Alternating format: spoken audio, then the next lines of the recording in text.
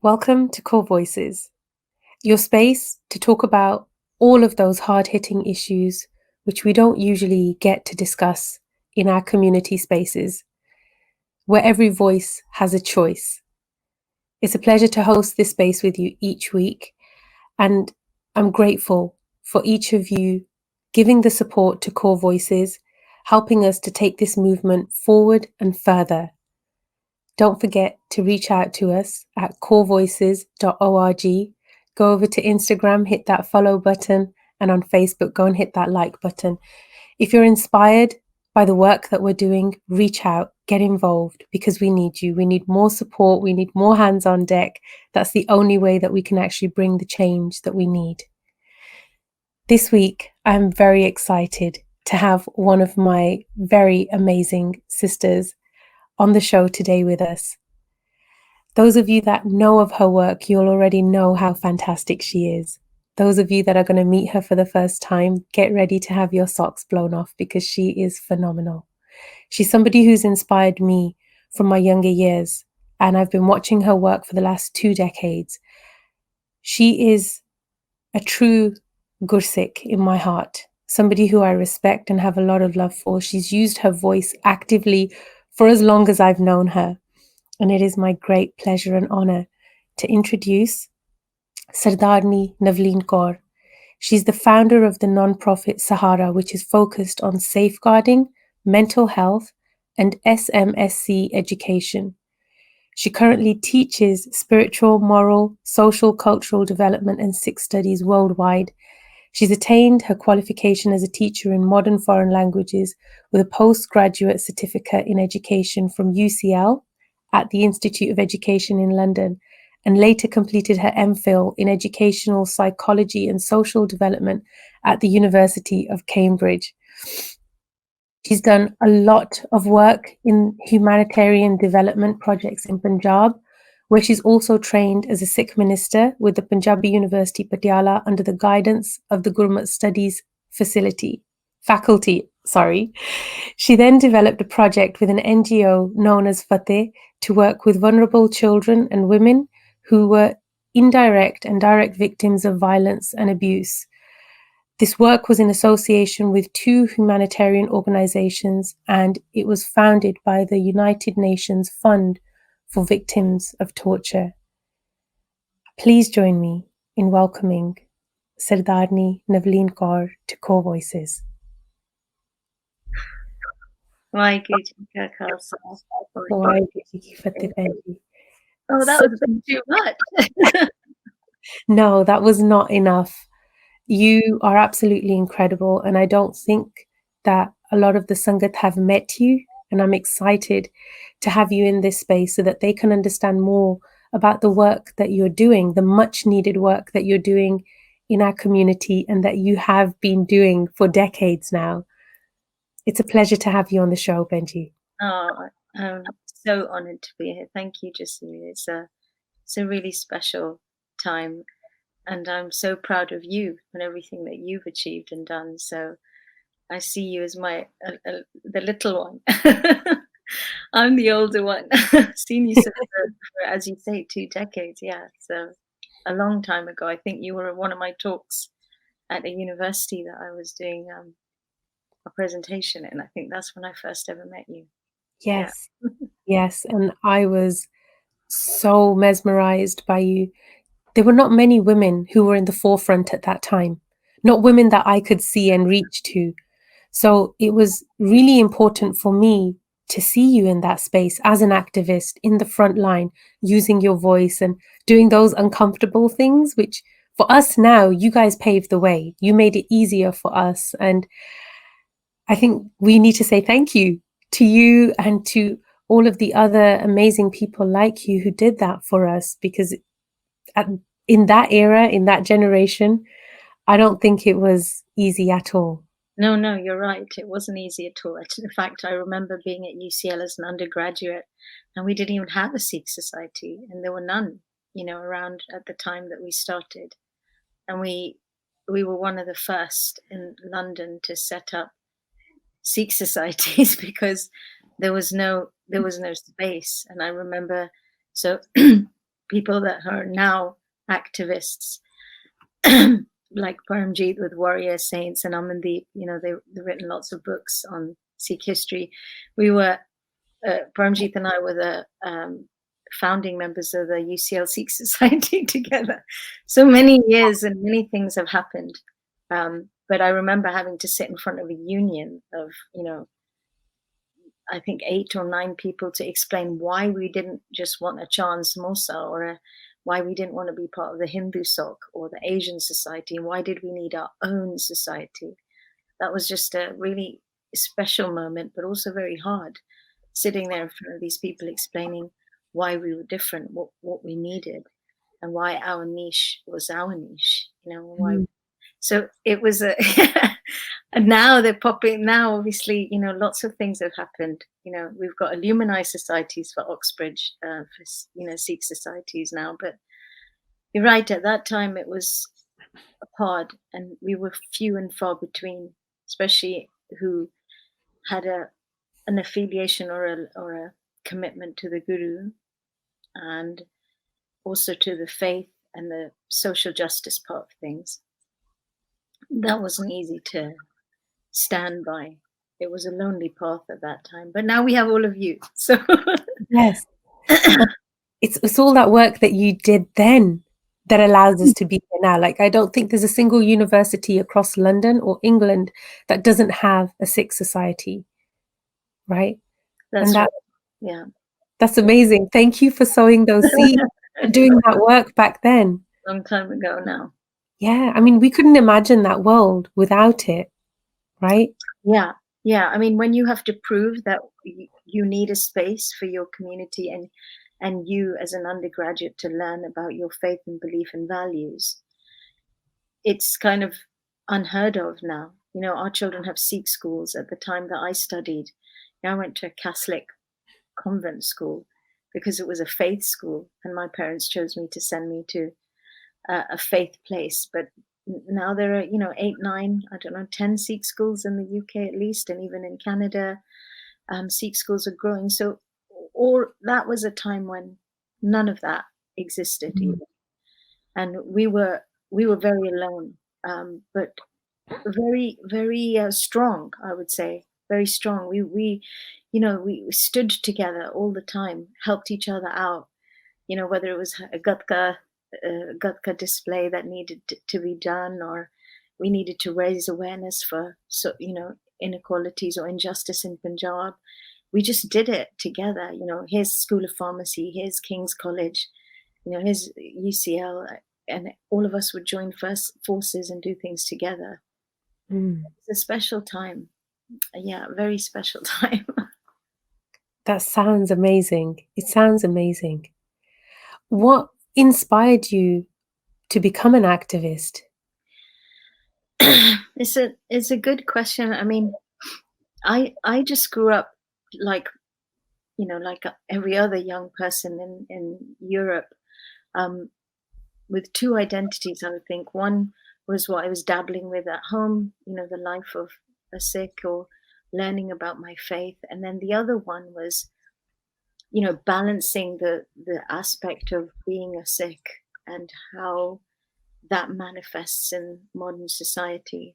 And I think what happened to me with the activism, I actually I went to university, I did my bachelor's and then my postgrad.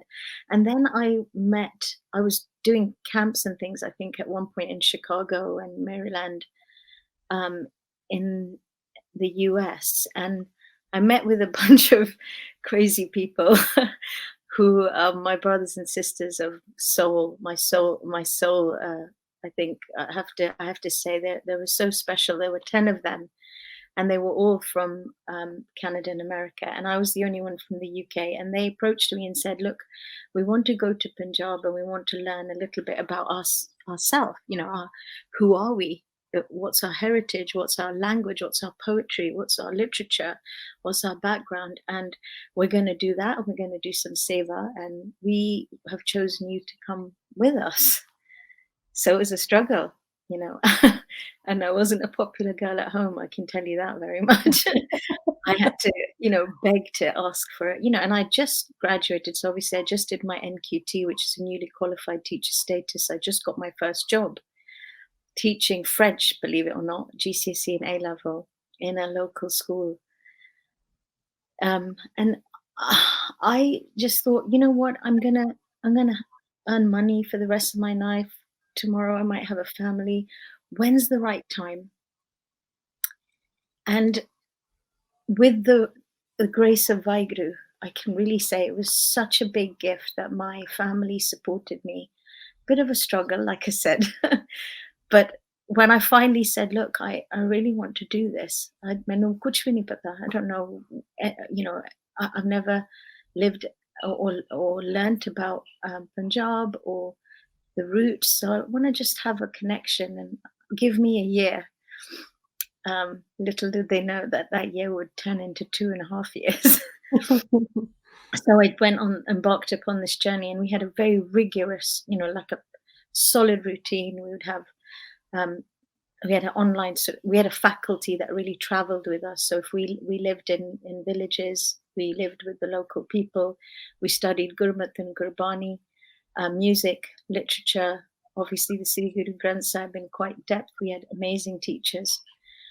And I think it hit me the day I heard one of my teachers say that most people read Japji or meditate, but have you ever taken flight with Japji Sahib? It just, I don't know, something just, it penetrated, it pierced my heart, that till now I've just read it. I've never actually flown.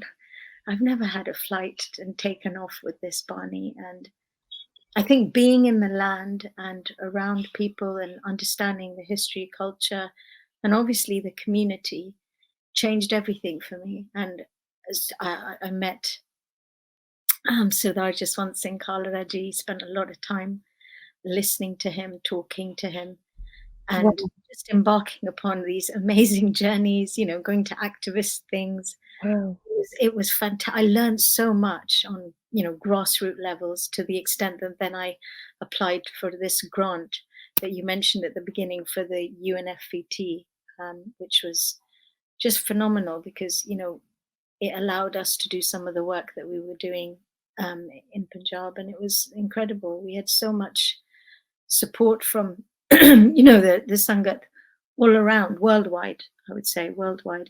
And from that moment on, listening to the stories, seeing the women, seeing, the families, and just witnessing what they had gone through, and still, have this spirit of Chardi Kala. It was mind-boggling, and I had never witnessed anything like that. I'd never met people with so much strength, commitment, resonance, just vitality, no matter how much pain they'd gone through. Sorry, no matter how much, hardship, it always was worth it. There was never these crying scenes of anguish and terrifying. It was always, well, this has happened, and we're going to learn from this, and we're going to rise to the challenge. So it was always about how to make this situation into Chardi Kala. And I thought, wow, what a mission. I'm part of this lineage of people that don't, self-pity and get into these, situations where you're just wallowing in pain and not able to free yourself.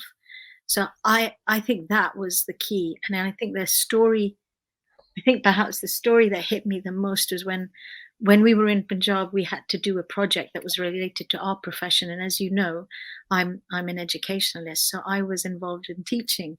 So they asked us to go and visit, if you're an accountant, you had to visit the Patwari. If you were, the clinical psychologist, you had to go and speak to the homeopath or the local doctor or the VAD in the pind. And I ended up going to the Master Ji Dakar, who was the local, the guy who had the know-how and the knowledge of teaching. And I walked into his house, and I'll never forget that moment. I think maybe, that it, this just the feeling of walking into his house, and there was a shoe hanging on over his door, and it was really odd. How imagine walking into somebody's courtyard in a big house, and there's a shoe hanging over the door, like a boot, like like a man's boot or a boy's boot, and it was hanging by its lace. And we walked in, and he said, "Beto, oh, sit down, come." And there were 11 of us, as I said, and I wanted to interview him about, how do I work with the local children? What are the teachers like? How can I train them? It was all about me being able to understand what was the need, in Punjab and in that particular area. And it was district Sangrur, I remember. Tehsil was Barnala. So one of the really affected and poorer areas in Punjab. And Master Ji just, he talked to us as if he'd known us all our life. And he shared so much wisdom. And I couldn't help noticing him calling his wife, who was rocking on a chair in the courtyard. It was higher up. He kept calling her down, and slowly you could hear the footsteps of this amazing lady quietly, Waheguru, Waheguru, every step she walked down. And there was something very strange about being in this space. And I had to ask, I just said, Uncle Ji, oh Jerry, the shoe that's hanging at the top. And then suddenly there was no noise, and my heart just sink. I could feel it sink. And even as I say this to you now, I didn't even know I was going to share this story. I don't think I ever have. He called her, his wife, and he said, Rani Ji, my queen, come. He may have taken one of our children, but he gave us 11 more. And that just, and then suddenly it hit me that they had lost their son due to, unforeseen and mistaken identity or mistaken circumstances. And for no reason, rhyme or reason, he'd come back from university on a Friday night. He was studying dentistry in Patiala, came home to visit his parents, get his washing done, like all of us. And he just, their house was raided in the middle of the evening on Friday night. And the only thing they had left of him was this boot. And the story goes on. I'm not going to share it more than that, but it's quite traumatic. But I just remember those words that one child has been taken of ours. We had one son. He's gone, look, he sent 11 more. And let's give them milk. Let's feed them. Let's take care of them.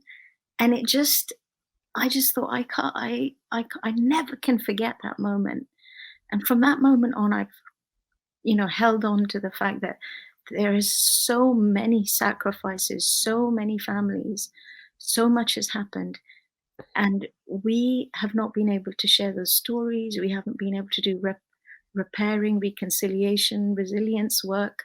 And that's what I committed, I think, at that time, somewhere in my spirit, to do. And I'm hoping that somewhere along the line, we have been able to start that work, at least a bit in Punjab, and maybe now here too. And in both places, I work in both places quite a lot. And I don't think I could ever divorce myself from the UK or Punjab, but that's how the story began. So it's a very long answer to your question. That was an amazing answer. My heart is just soaring. Wow, I can't even imagine what that would have been like and how much you learned, the people that you met. I can definitely see what inspires you to do the work that you do and how you are this amazing person that I know. I'm so glad, like really, really deeply grateful to have you here in the space, because this is what we need to know. This is what we need to hear. I think that there's a whole generation, my generation, which unintentionally we can take things for granted. And it comes, I think, from a lack of knowledge and understanding. We often fault the systems that existed before us without understanding the pain that they went through to be created, whether that's our parents, whether it's, society or whatever it is that we're faulting. Hannah? Yeah, just read. I mean, you said it so beautifully. I often think, in fact, this morning it happened. I was at the Gurdwara quite early this morning, and it just went to bow my head. And I, as I walked into the building, I was greeted by a Sevadar, and obviously, because of lockdown in the UK, we can't sit, listen to Kirtan or anything like that. You just have to sort of pay your respects to the Guru, and there's no langar or anything. You have to go.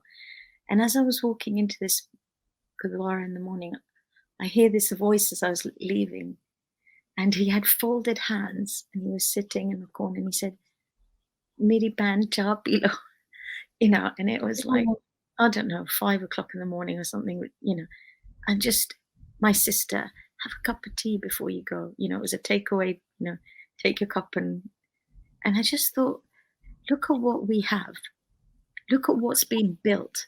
I find it hard, and I'm not going to shy away of just maintaining my own, family, my own home, paying my own bills. It's a balance, and it's a struggle every day. But look at what our parents' generation, or at least my father, his generation, have done. They've not only settled their families, educated their young, they've built these amazing structures, these beautiful buildings, of light.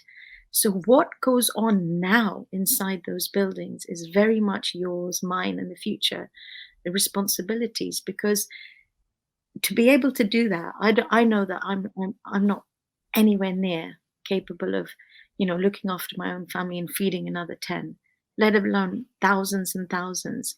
So people that come to the Gurdwara, as we know, are fed, taken care of.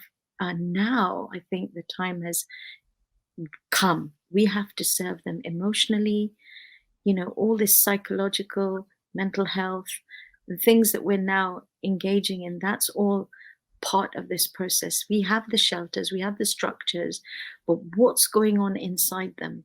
And what are we responsible for? And what can we do to help? It's not enough to say, oh, that's not my problem, because actually it is our work, and it is our responsibility, and we have to take ownership of our sacred space, because if it's our faith and it's our space, let's do something about it. Absolutely. And you've already stepped into that space, right? The work that you've been doing in the community, in the schools, there's the Khalsa schools across the UK that you've been a great support to over the years, and in the Gurdwara as well.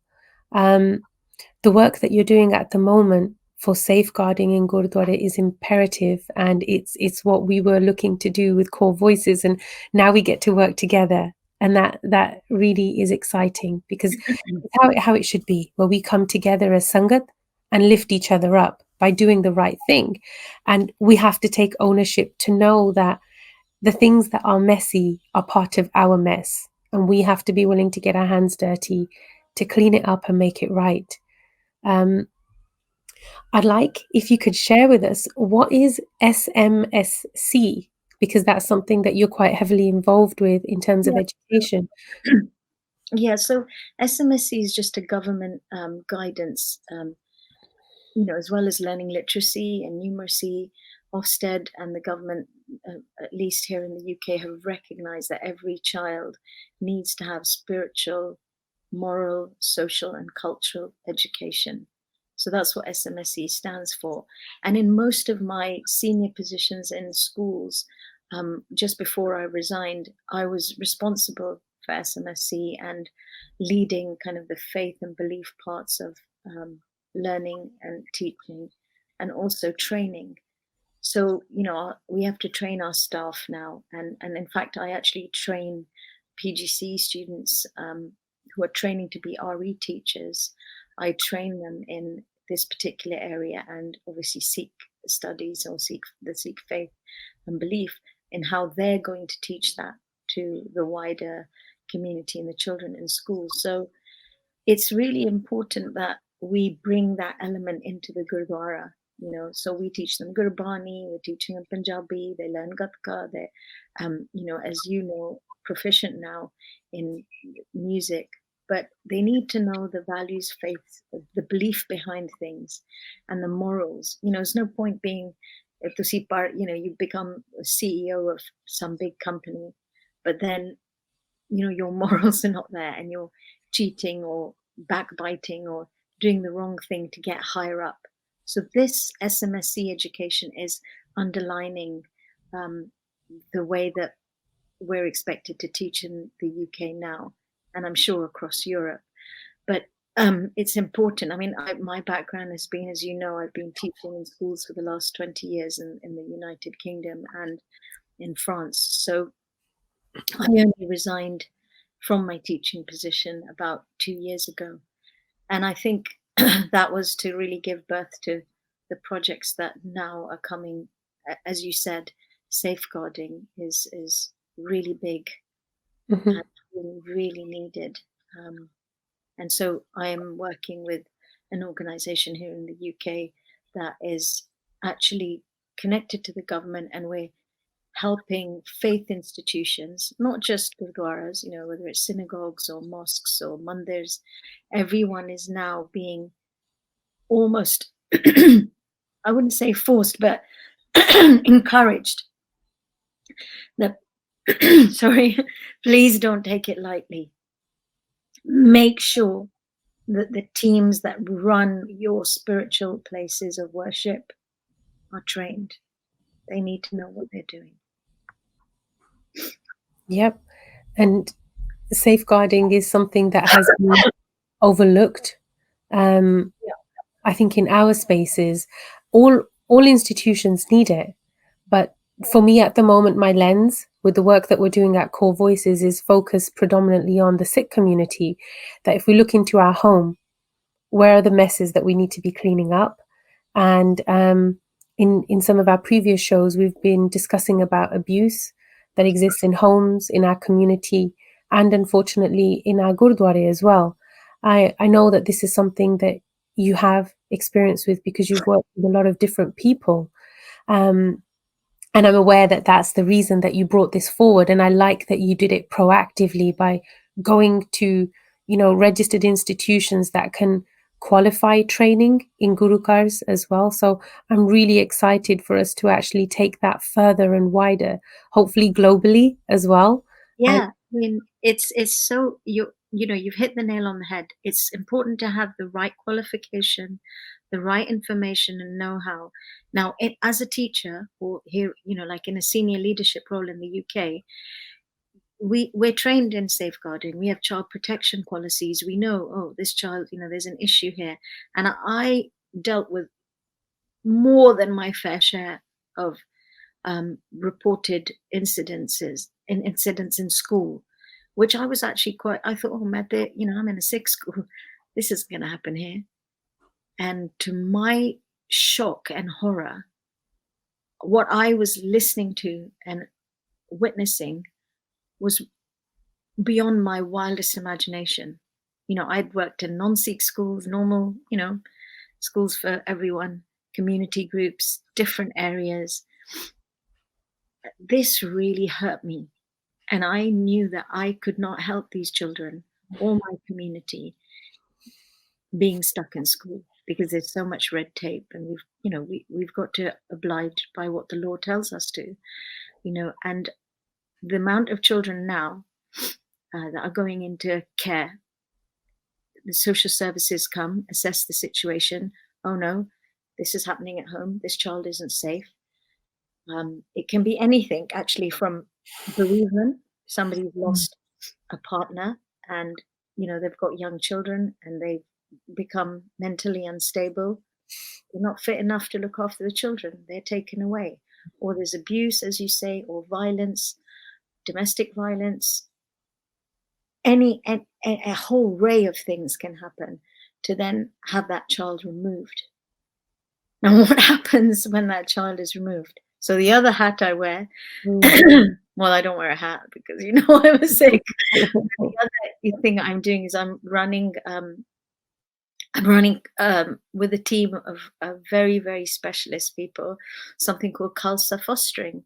We realize that, you know, our children are going into places where they're not necessarily they're taken their values and their culture and their belief cannot necessarily be honored in the same way as if they were in a Sikh home.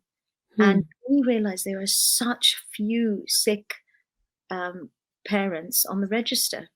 So, what are services supposed to do if a child comes to them and they have to match them or put them into respite or put them into care for a certain amount of time? They're going to find the most suitable family for them. And we're branded as Asian. You know, what does that mean? What does that mean? You know, some little child who's come from a Sikh home will be put in an Asian family just because we're brown and they're brown. Mhm. Actually, you know as well as I do, Asian covers a whole load of things and Right. areas. So, how does that child get treated? What are they forced to eat, maybe, or be subjected to, or what kind of home environment are they going in? I'm not saying that um, any of this is calculated or in any way deliberate. It's just the situation as it is because there are not enough of our people registering as foster carers. So whoever is registered, the best that they can, you know, bless them. The government's trying as hard as they can to put them with the right people. But when are we going to wake up and say, Mm. actually, it's my responsibility? This is a big seva. Yes, I serve langar. Yes, I clean shoes. Yes, but I also can open my home. All you need is one spare bedroom. And you could be taking care of a child who really need. In fact, I see, you know, I think this just read so many times. I see us bache, we're those bache, kids of that father who sacrificed Mm. four of his sons so that we could walk free. Mm. We would never have to bow our head or be succumbed by any pressure, by any prejudice. We were given the freedom to walk the walk, talk the talk. And now our children have to be subjected to, or get whatever you can, whoever will take you in. Why? Mm. Why? Because we can't open our home? You know, we used to loਕਾਂ ਦੇ ਬੱਚਿਆਂ ਨੂੰ ਸੰਭਾਲਦੇ ਸੀ, right? We're the ones who saved other people's, other communities, other faiths, daughters, wives. And now, today, our children are going here and there, banging their heads against walls because they're not accepted for who they are, or somebody doesn't know how to do their patka, and it's not their fault because they've never done it before. So this was, you know, just a no-brainer. You know, we started this work about 18 months ago, I think, and now it's growing. We're going to, in fact, this month, Guru Nanak's Gurpurab coming up is going to be the launch of Khalsa Fostering's. It's already established, but we are now doing Zoom awareness workshops where people can learn how to become a foster carer, talking to Gurdwaras. Ik tahaga, you should be doing your safeguarding course, your team, your trustees, your Gurdwara management, everyone in your establishment needs to know how to keep children safe. And then, if there is a problem and these children are coming to the Gurdwara and we can help them, then we know where to place them, how to help them. It's so important. We've had enough tragedy in our community. We've had enough pain, you know, since 84 and beyond, all these Kalukaras. We've lost so many of our children. Now, when we're educated, we're established, we have great homes, jobs. Now, our children still are looking for places of security and safety. That should not be the case. So, you know, with every last fighting breath that I have, I am committed to this to make sure, at least ensure that every Sikh child, if they want a Sikh home to be in, then they deserve that. And in fact, people don't even know if a child is going into care. So if social services removes them, all the parent needs to say is, I want my child to go to a Sikh family. And then it's legal, bound by law. The government, the social services, the local, the local authority will find them what the parent has asked for. But I don't think our people even know. I think you're right. I don't think that we know. I don't think that fostering isn't the norm in our community. Even adoption is looked at being kind of questionable or tabooed. And we have to come out of this nonsense, because you're completely right. There are our kids out there who they've just been left out in the cold without the support that they deserve. And it's our responsibility to step up. I'm so glad that you're doing this work and that Khalsa fostering exists. Yeah. Jasveer, I used to think that the kids in Punjab, because their parents were, in encounters or killed or tortured, or women were raped and, burnt alive, and so they were left, there was trauma, and these children were just left to, and I've personally worked and witnessed, all these projects in Punjab that are set up to try and work with these orphans, and some of them are not orphans, some of them are just actually placed with an orphanage or some kind of establishment because their parents just don't have the resources to look after them. So if that was happening there because of all of this, what's happening to us now? It's not like we don't have facilities here in the West.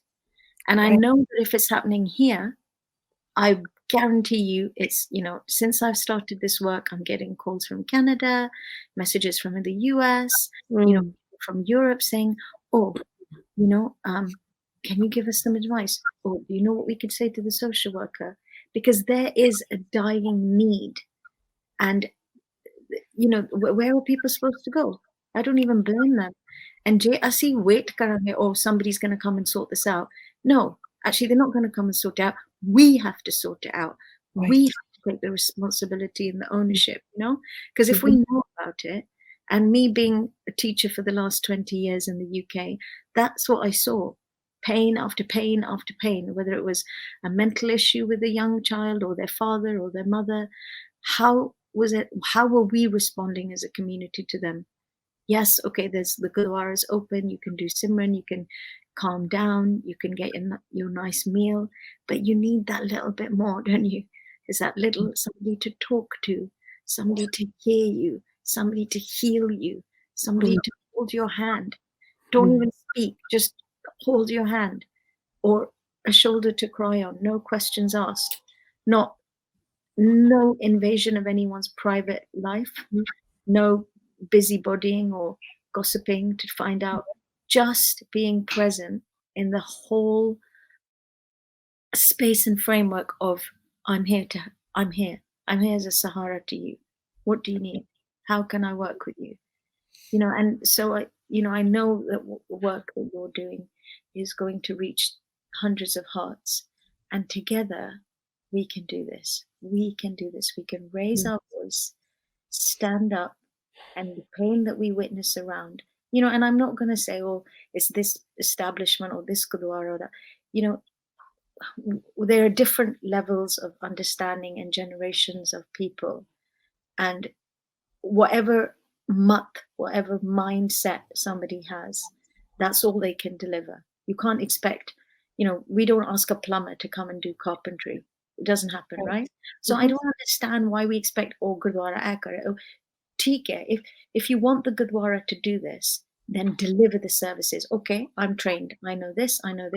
I can set this up.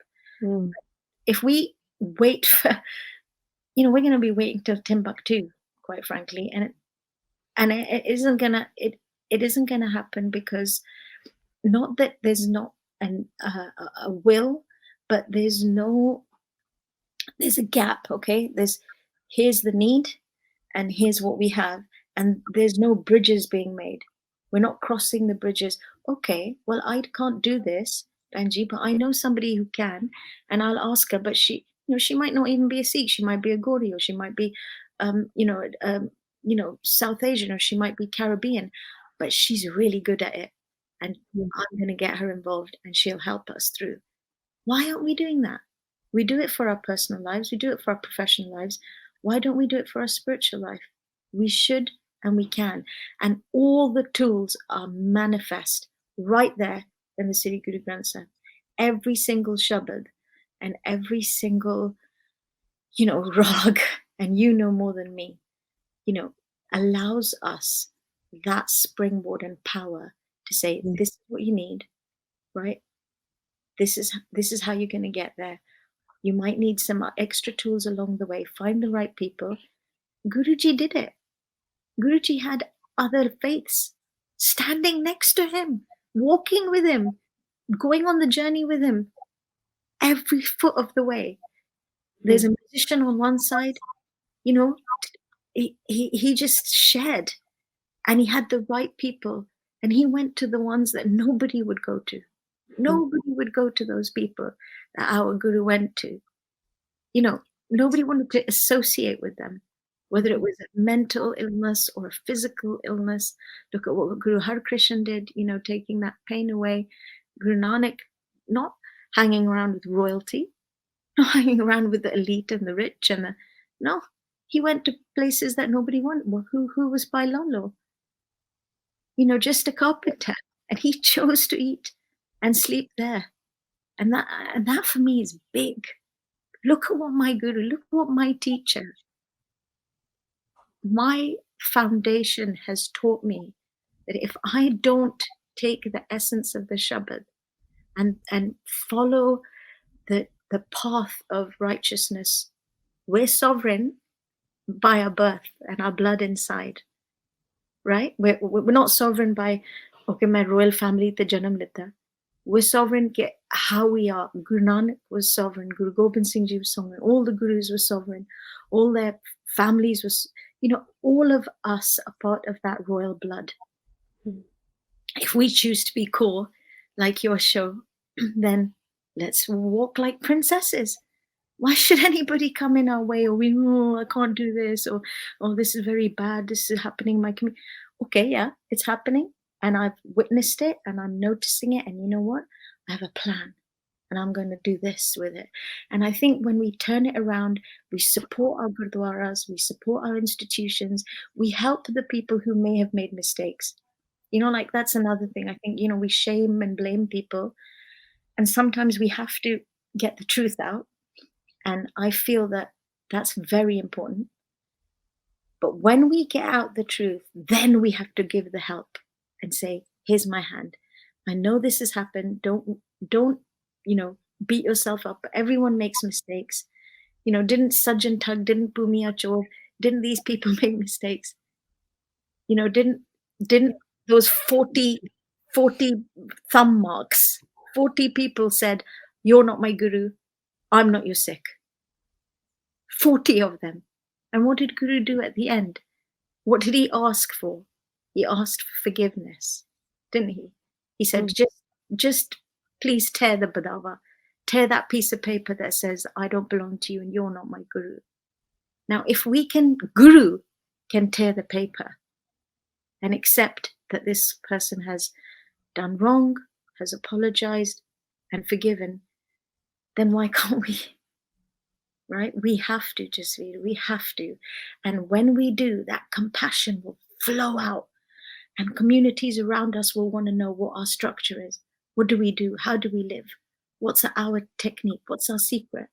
Why do we act that way we act? Why do we go all around the world like Khalsa and other brilliant organizations helping people without looking at their color, their caste, their creed? When Bhai Kanhaiya did that, when we have these examples in Sikh history, now's the time to open those history books, open the Ramale, take out the Shabads, take out the history and push it into this world in a way that is really needed. Like now in COVID, more than ever before, people are so hurt, lost, in pain, trapped, feeling isolated, scared.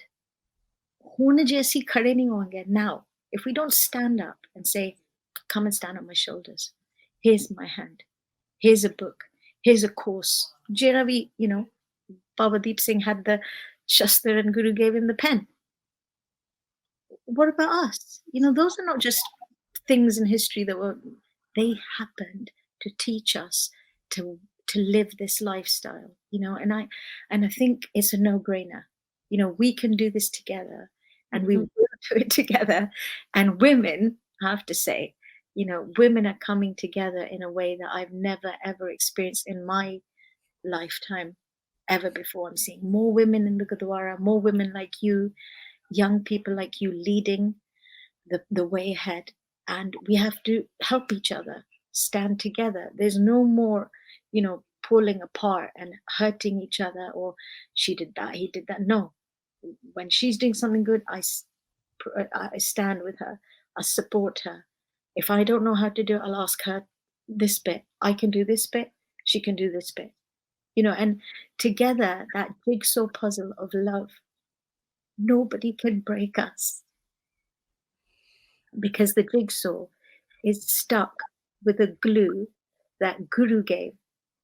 And Guru's undying, Guru's eternal, Guru's Ikonkar, Guru's Satnam, Kartapurak, Nirbhau, and Nirvair. So if we come from a calm of fearlessness, what are we scared of now? He's going to help us, but we have to do our ardas. We have to come to that point of humility and say, I want to do this. Can you help me? Guru Nanak, will you come with me? And when I run these courses, I tell everyone, when I run these safeguarding courses, I've done I don't know, maybe 30, 40 Gurdwaras now in the UK and 1 or 2 in the States. When I run them, I say, you guys who are running activities for children, or, groups or classes in the Gurdwara, you're not employed by any man or woman. Your employer is Guru Nanak. What kind of job description would you have? If you're employed by Guru Nanak and you're doing Guru's work, then what kind of qualification should you have? You should be the best dressed, the best knowledge, because you're imparting it. If nobody's paying you to, you're doing it as seva, selflessly, right? That selflessness that you do it with comes from a point that only the Guru gives. Even Guru says very clearly in Shabads and Gurubani that, Jismastak Pag Sulaga Sev, only that one who's been blessed with the service will get that kirpa, will be allowed to serve in that way. Each one of us are chosen for our own individual, the little things that we're supposed to do. And when you do it with full commitment, with honor, you keep your register, you've got a lesson plan, whatever it is that if you're a teacher, have I got myself organized? Do I know that my learning objectives? Do I know what I'm teaching today? I don't take it, it's Sunday, so I've got 2 hours to spend and I'll just, go to the Gurdwara and teach a couple of kids and then shout at them because I'm having a bad day. No, because my employer is Guru Nanak. I do not work for anyone else. I work for the sovereign one. And so I will behave and organize myself in a sovereign way so that when these kids get the information from us about who our Guru was, what is actually who our Guru is, what we learn, what we live, Dea Taram Himmat Mokam Sahib, compassion, integrity, humility. If we're teaching them all their values, they have to see it in the person that's sharing that with them. They have to feel it. They have to see it. And as a Sevadar, it's our responsibility to do that. And I think, I don't know, I was a kid in somebody's class in some Gurdwara in London, and somebody taught me with a lot of love. It was, I won't forget the lady who first taught me my first Shabad, or my first, how to read the Sri Guru Granth Sahib Ji ne mainu charni laya, with what humility he taught me to read from my Guru. I'll never forget that, because these were powerful, committed, selfless individuals. And there are so many, there's so many amazing people around us. Who goes to Ealing Hospital in COVID times? Ealing Hospital down the road. Who goes there when everyone's scared and serves water to people? just a little Sikh man with his little badges of the army, wearing a mask. Mother is crying. Her son's, in 100 and over temperature. Everyone's scared. He's saying, would you like a glass of water? Can I help you? Do you want a packet of tissues? Whatever is needed, he's delivering. Whatever capacity. I mean, I'm just giving an example of the hospital. I know of it just from a friend whose son was admitted a couple of days ago. That's who we were. That's who we are. We are deliverers. We are selfless. We are going to serve. And the minute we stop serving, it's over for us. We are known. Our physical body, our identity was given. We were given to stand out in the crowd. Why? That people should know that they can come to us, right? Absolutely. They should come to us. Yeah. Mm-hmm. Absolutely. I think everything you've said is really, like, my heart is soaring so much. I love talking to you. It's so important for us to reconnect with those values and know who we were. What is it that makes us feel proud to be Sikh? Is the valor and the courage and the justice that our gurus brought, right? That's what makes us proud to be called Sikh. If our gurus didn't have that integrity, if our ancestors didn't carry that strength and courage, we would not want to associate with that lineage. So it's only rightful in our generation now that we live up to that very same reputation and to that same standard as well. And when you were talking about Khalsa fostering, it was hurting me andro. Like, mera dil dukh reha siga, knowing that sade bacche rol rahe are, that they're out there without adequate means of support or adequate care and love, because our community is still bundled in shame or in being polite. I don't know what it is. Why apa sangde kyun ina cheejan to, hai na? Why can't we step forward and look at what is our responsibility, what is our capacity, and how do we show up? Is that bringing something to a guru card that we want to be there that isn't currently there? Is it serving people who need support? Is it you're helping your neighbor who's elderly and who can't get to the shops to get their groceries?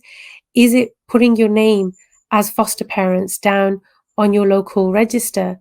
Whatever that is, it's time for us to show up, because that is exactly who we are meant to be and who we should be if we call ourselves Sikh.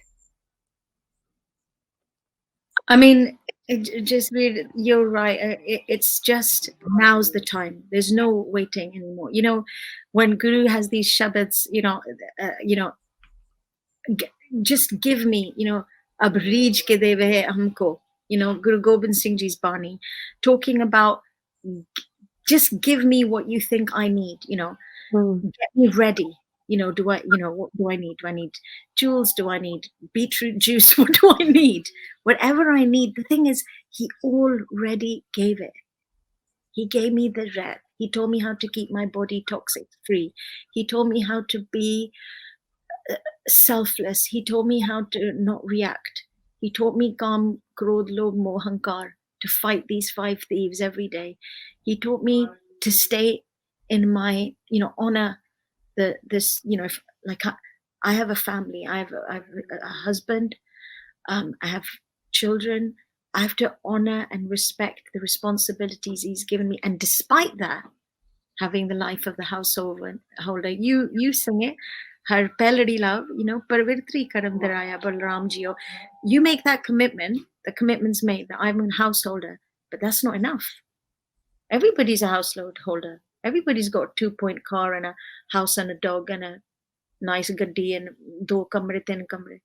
But why are we different? Because despite maintaining all that, we still have to go out there and say, what does she need? Manu Jasveer nu ki chahiਦਾ, ਉਹਦੀ ਮਾਂ ਨੂੰ ਕੀ ਚਾਹੀਦਾ, ਉਹਨੂੰ ਕੀ ਚਾਹੀਦਾ?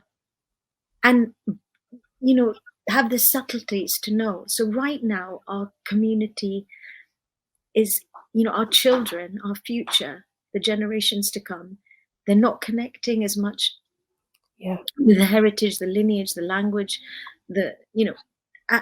I would say probably we were the last generation. We didn't have, I was one of those kids who didn't have phones going to school and stuff.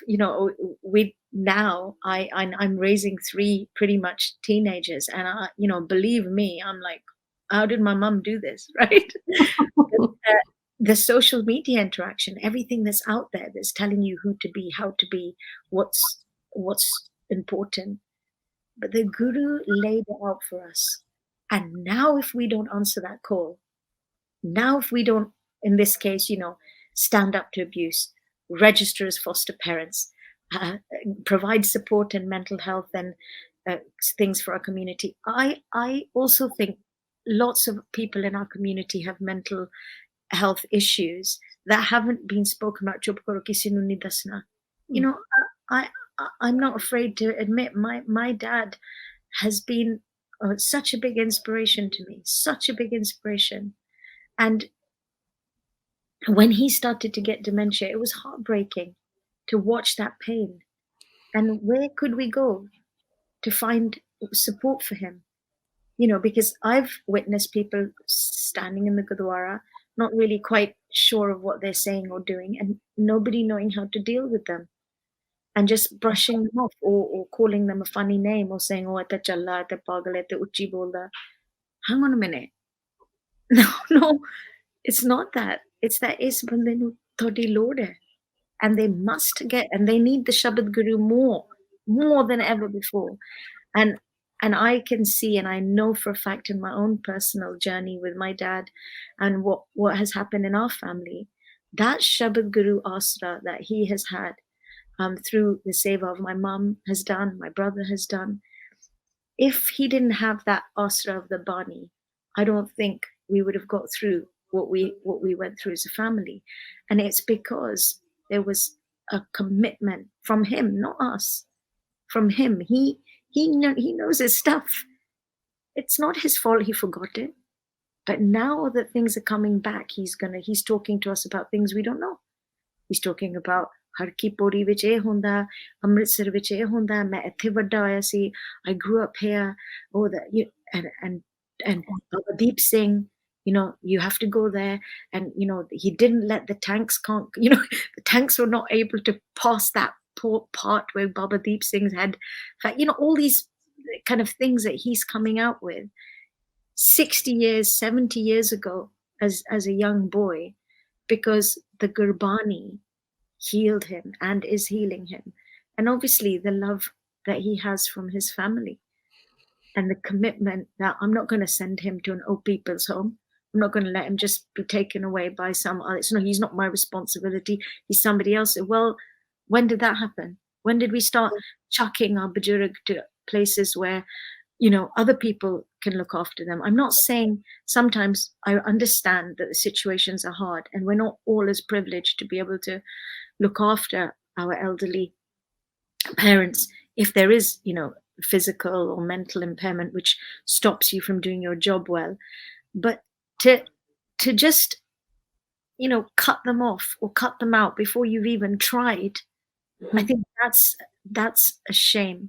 And I would like to encourage all of the people in my generation and in the future that whatever you can do for your community, first your family, of course, your family comes first. Do what you can to help the people at home around you that surround you, and then your community, the wider, the Sangha that surrounds you, and then, the country, and then the world, because that's what Guru Nanak did.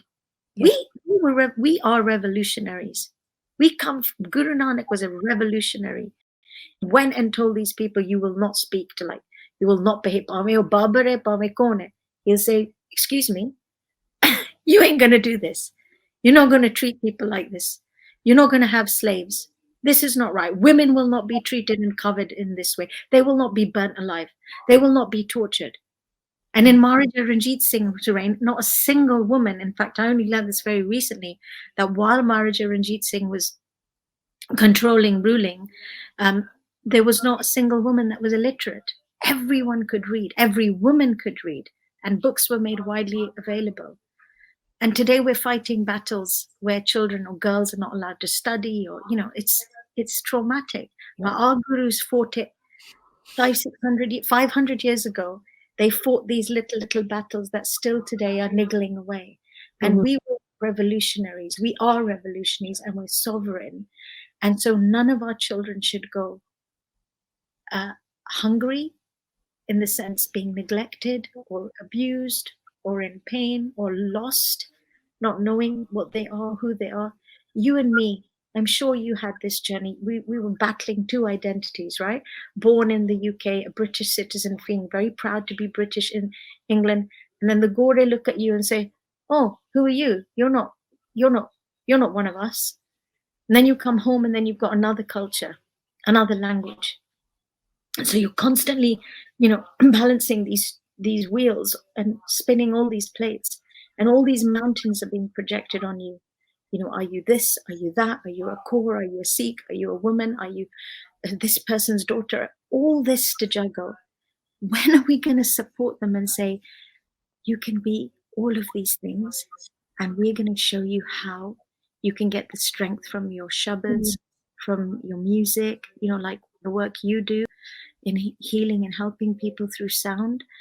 That is so important and so lost, because it's not taught. It's just not taught. Mainstream places don't teach this. So I think we have school to teach us certain things in life. We have parents as our guiding light. But where there is guru and where there is shabad, that's when there's another level. We're taught, I'm, not Flana Singh's daughter or Flana blood person's wife. And I say this very proudly, I'm Navleen Kaur. I didn't change my name when I got married.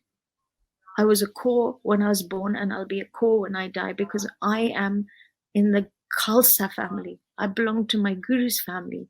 He's the patriarch. It's not this patriarchal society. In fact, you laugh at this, Jasveer. We have reports sent home.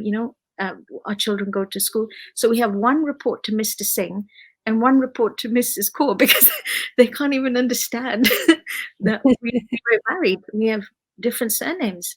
Of course, this is my ring. This is my commitment. I'm not going to be bound by just one person. I'm going to be bound by the teachings of the sovereign guru that is there for all, that talks, breathes, sleeps, Sarbat Dapala. Moment, evening, swere, till the time our eyes open, till the Amrit Vela comes, to the dusk time. We are supposed to breathe Sarbat Dapala, not hurt people or tear people or destroy. And all of us make mistakes. I am one of those. I tell you honestly, I've made so many mistakes. Everywhere I've crossed, I've had to learn, fall down. But when you get up again, you get up knowing that you're Guru Gobind Singh's daughter. You're going to get up and get it right and say sorry for what you've done wrong and ask for forgiveness, and then move away from the mistakes you've made, but only to be better than you were yesterday. Yeah. Right? That's the only thing we can try, to be better than we were. And we have to also help our Bajurag, our community, our leaders, our infrastructures in the Gurdwaras, everywhere, saying, look, I know this has happened in the past, but now we're going to do things differently. We're going to get trained. We're going to get certificates. We're going to get CBR check, DBS check. We're going to make sure everyone is safe that comes to the Gurdwara. Not just safe, not just happy and secure, but that they fly. That if somebody wants to be a tennis player and he's got the star or a patka, and his parents don't have enough money, somebody, we'll give it, bete, we'll asi karange. We'll help you. We're going to provide you with the infrastructure. We're going to get the top musicians, the top footballers. Yeah, we're going to have women footballers with Sikh identities playing in this country or anywhere internationally over the world. Why have we not been able to hold our children's hands? They're the future. Where is the Miri Piri, right? The saint and the soldier. If somebody needs us, and they don't have, but they have the talent, they have the skill, let's do it. Let's provide the infrastructure for them to achieve their dreams. But the thing they have to have a commitment to is the Guru, is Gurubani and the Shabad Guru, because that's what makes them stand out. And that's why I really support actually the Educate Punjab project. And right now they're doing amazing work. They've got, you know, schools, lots of children are studying, and at the same time they learn to do Sajbot, they learn to read the Sri Guru Granth Sahib, they learn to sing, they learn Tanti Saj. Why not? You know, why can't we all join in that journey, that it's not just my child, all children in this planet, on this earth, that cross my path. If I can do something for them, I will deliver. I'm not going to run away. I'm not going to think how, whatever. I'm going to do my ardas, take my hukamnama, and off I go on that journey. And the galloping horses will come carry us. Yes, they will. We'll achieve it. We will. Yeah. And this is what we're going to do. Yeah. Core Voices and Sahara are teaming up together to bring reform into Gurukars, to bring in safety, safeguarding, education, and other forms of protection as well. So I'd very much appreciate if you could share with us the work that you're doing at Sahara, so people can understand what it was that inspired you to set up and create this organization. What was the need for this? So Sahara, Sahara was just literally a project that's just been set up as we speak. It's a baby, and it's come out of everything we've just spoken about. Just, you know, safeguarding, helping Gurdwaras, helping create safe spaces for women. At the moment, it's serving women and children, and we're providing a safe space where women can come together in an environment to help them achieve what they need to achieve. So whether it's getting through trauma or violation of any kind or abuse of any kind, we will provide them the structures, the techniques to lift them from where they are and help them back to Chardikala, so that they're able to heal that process and go through that. And when women come together in that power, I mean, I was taught that when Guruji wanted to prepare missionaries, he prepared 52 Sikh women missionaries to go out and teach. And I want to hold on to that string and get a space ready where women can go out. You know, we go out together, join forces, help each other along the way, get the support that we need to then assist others in their journey. So it's getting through the hard, difficult experiences that we've had, healing them, growing, and then giving back. That's what Sahara is doing and has done and will do. And in addition to that, you're doing trainings in Gurukars. Yeah. You are you're doing online safeguarding training, which, as you shared with us, is accredited through the SFI and affiliated with government bodies in the UK.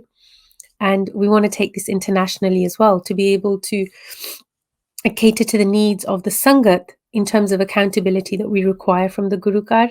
Yeah, in fact, you may not know this, but one of your shows that you did recently has helped ignite a flame.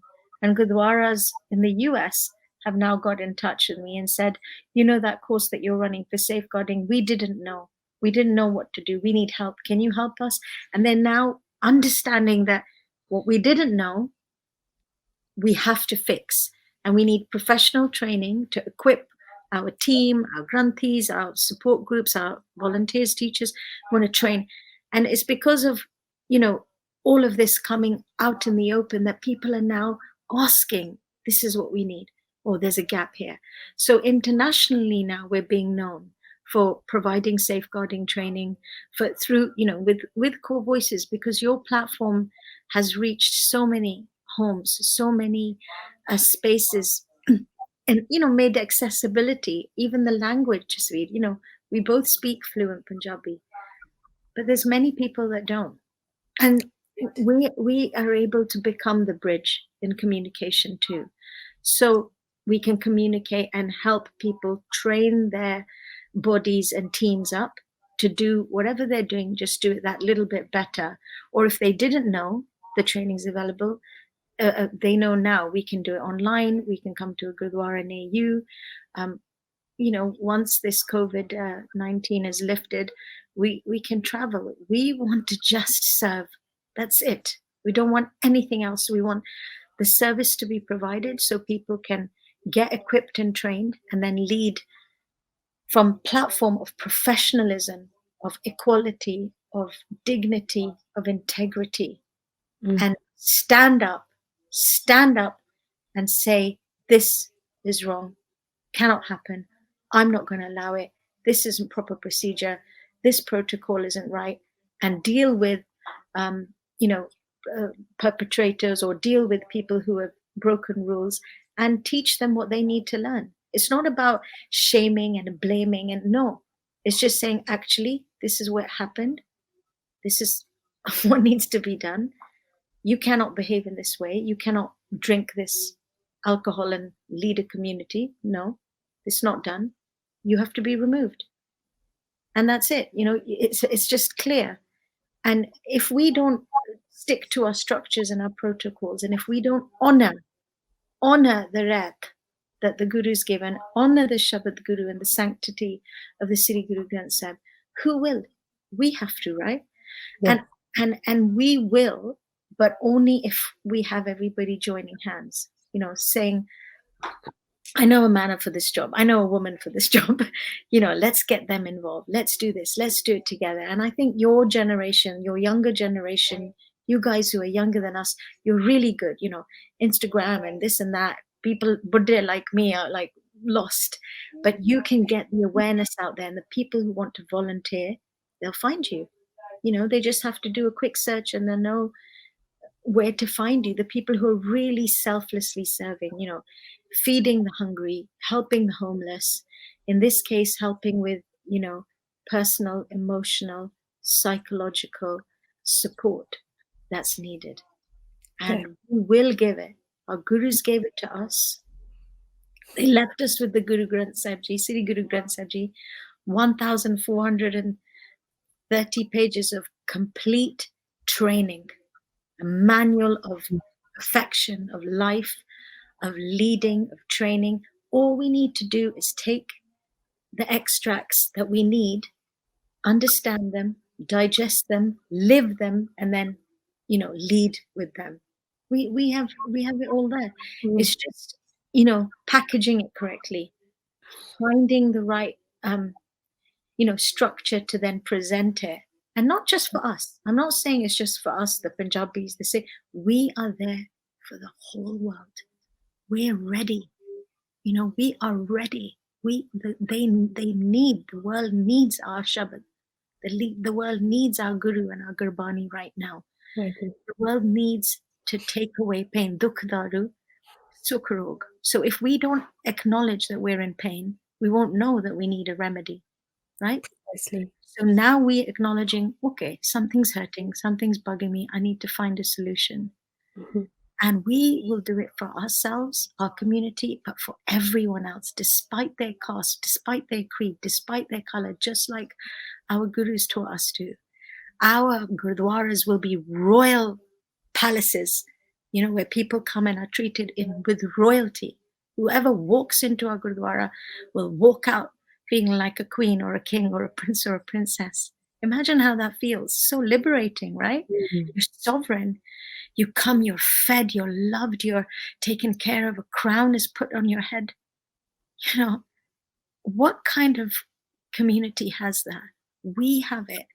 And we have to just give it now. And where there's a little problem or discrepancy, we'll say, okay, let's identify it right. There's a problem here, let's work it out. And we will, together we will. There's so many of us. We're not alone. Absolutely. You have already started by the work Well, you're doing. So I'm Benji, so proud. Well done. it's your love and your support. This is your space. You are Core Voices, you know. You've been doing this before this even began and before we were actually able to talk about these things publicly. So it's us coming together as Sangat, as community, and knowing that this movement is from the Sangat. It's not an individual. It's all of our voices collectively coming together and echoing that it's time for change. It's time to bring in the systems that we need by us actually creating them. It's not about finger pointing. So I stand with you 100% there. We can't fault the structures that exist because if they didn't exist, we wouldn't have anything, right? They did the best that they could do. What are we going to do? Where's our accountability on ourselves? What can we bring to the table to actually create the change that we want to see? And I think it's time for us to get our hands, you know, roll up our sleeves and get our hands dirty in a good way. We're ambassadors and catalysts of change. We are ambassadors and catalysts of light, of Shabad, and we just got to go out there now and Yeah. get it and give it, you know? And this is a start. You started, we're starting together. Lots of other people that are listening, you know, you can do this. You can be ambassadors of change and catalysts of change. So let's just do it together. We don't need to wait anymore. The time is Yes. Benji, you are absolutely fantastic. so are you. All I of have this. so much love for you and so much gratitude for your wisdom, your courage, your strength, and your resilience. And Core Voices is your space. Use it as you need to. We're here to serve the Sangat collectively, Sahara, Core Voices, and everybody else out there who's doing good work. It's about now is a time for unity for us to come together.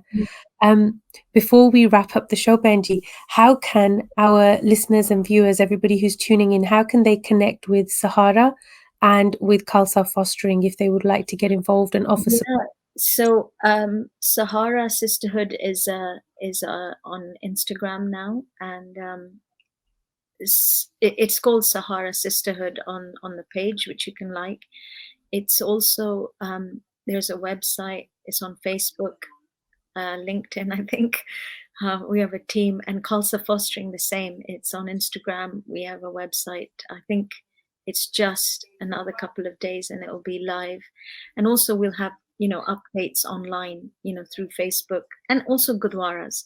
I would say many Gurdwaras meet regularly to, you know, discuss how to deal with COVID and other issues, and their online platforms that are now available through different organizations. So we are also going to those platforms and talking to the Gurdwara leaders, Pradhans, about Khalsa Fostering, about Sahara Sisterhood, and saying we want to be there. We want to help the children with Khalsa Fostering, and through Sahara Sisterhood help the women, mothers, daughters, whoever they are, that need that support. So the women and children are kind of our focus and our theme. And Gurdwaras will also help, and they are really kind. If you appeal to them, talk to the right people, you know, come obviously from that point of humility that, look, this is needed, and this is what the community is asking for, this is what's around. People do open up and share. So yeah, I guess this is the way. It's social media, right? So Yes. we're just, you know, we're taking baby steps. It's all new, and it's, you know, it's not, you know, it's just happening one step at a time. And I know that Guru will provide. I know that we won't be alone. I know the Sangat will support us. Yes. You know, that's what we need. We need the asra of the Guru, the faith in Satguru, and the support, the Sahara of the Sangat. And the Sangat, when they come together, my gosh, when you have the Sad Sangat, you know, Sad Sangat ke asre, Prabh syon rang laye. If the Sad Sangat is with you, you can fall in love like this in an instant. And we are out there as one heartbeat, as one family, as one human race. Yeah, Manas ki jaat, sabe ek, you know, ek. if we know that we're that one and part of that one light, then we will never discriminate. We'll never look at somebody else. And, you know, with that, for me, that Black Lives Matter, Guru Gobind Singh Ji said ages ago, right? Everybody's lives matter. Everybody matters. And we can do this as a collective, and we will in the Sangat, because we're not going to be stoppable now. We're ready. We're ready to go out there. And these social media platforms, if you're a young person and you can help, you know, contact Jasveer, send an email to Core Voices. I want to help. I want to get involved. We all need support, because all of us are running these as initiatives that are starting very small and in a charitable way. So we need you. I need help with Sahara Sisterhood. I need help with Khalsa fostering. We all need it. So do what you can. You know, if you're good at writing, if you're good at graphics, send us an email. We need to hear from you. Absolutely. And if you guys, everybody who's tuning in, if you want to reach out and get involved, you want to contact Navleen Benji, you can reach out to us to Core Voices and we will put you in touch, because Core Voices and Sahara is the same. You have our support, Benji. Everything and anything we can do, we will be doing, because as you said, this is the time to bring the change. And it's been such an honor to have you as part of our beautiful Core Voices community today in our space with us. I'm so grateful for you to have joined us and shared so much wisdom with us. Thank you, Jasveer. Thank you for giving me the opportunity. It was wonderful. I feel like, you know, you're just right here. It's great what technology can do. And I'm really grateful for this opportunity. And I know when you need, you will get what, you know, it will come delivered at your door. It will arrive. And we can do everything better together if we work together, you know, supporting. So everything is about support Core Voices, support Khalsa fostering, help us with Sahara Sisterhood. You know, we are only there for you and with you. So this can only work if we're all doing it together. So thank you for the space and time. I've taken so much of your time. No, not at all, Benji. This has been an absolute pleasure, a delight. I don't even know where the time went.